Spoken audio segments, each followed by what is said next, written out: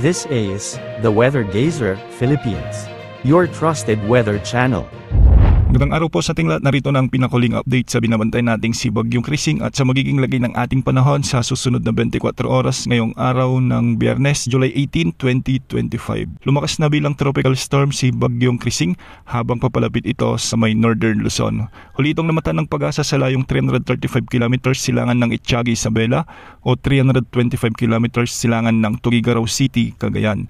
Sa ngayon taglay na nito ang lakas ng hangin na umaabot sa 65 km per hour malapit sa gitna at pagbugsong umaabot sa 80 km per hour.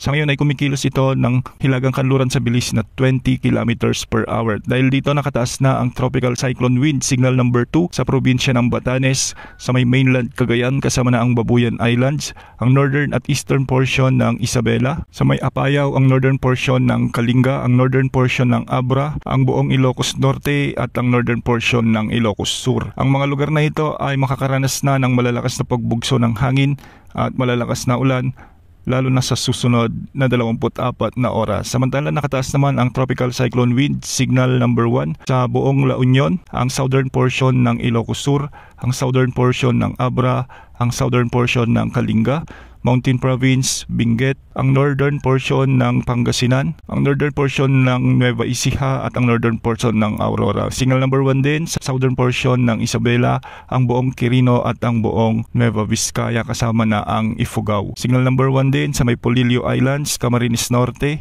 Camarines Sur at ang Catanduanes. Ang mga lugar din ito ay posibleng makaranas na ng mga pabugso-bugsong pag-ulan at pagbugso ng hangin, lalong-lalo na sa susunod na 36 na oras. Ayon sa pag-asa, posibleng maglandfall na si Bagyong Krising ngayong araw sa may mainland Cagayan o sa Babuyan Islands, lalo na pagsapit ng hapon o gabi.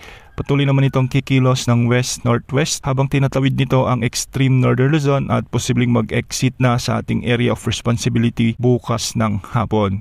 Hindi rin inaalis ang posibilidad na lumakas pa ito bilang severe tropical storm category bukas ng umaga o ng hapon. At dahil nga sa epekto ni Bagyong Krising, makakaranas na ng malalakas na hangin at ulan ang Batanes, Cagayan, Isabela, Apayao, Abra, Kalinga, Ilocos Norte at Ilocos Sur.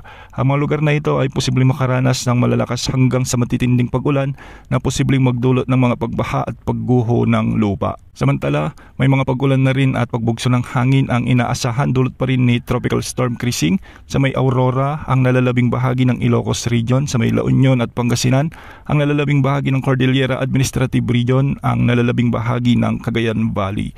Posible rin ang banta ng mga pagbaha at pagguho ng lupa kung may mga malalakas at matitinding pag-ulan. Samantala, habagat naman na hinihila ng bagyo ang magdadala ng maulang panahon sa Zambales, Bataan, sa buong Mimaropa, ang Negros Island Region at sa may Western Visayas. Posible rin ang banta ng mga pagbaha dito, lalo na kung may mga katamtaman at malalakas na pag-ulan at minsan ay matitinding pagbuhos ng ulan.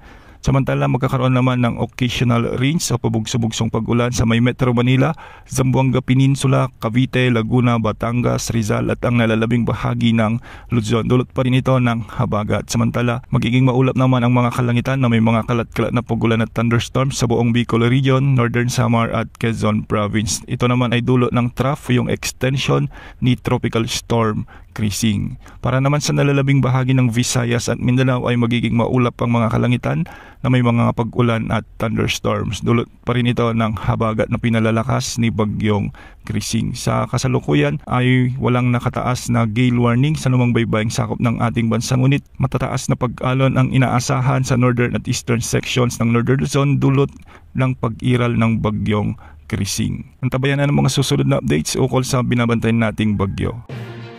This is the Weather Gazer Philippines, your trusted weather channel.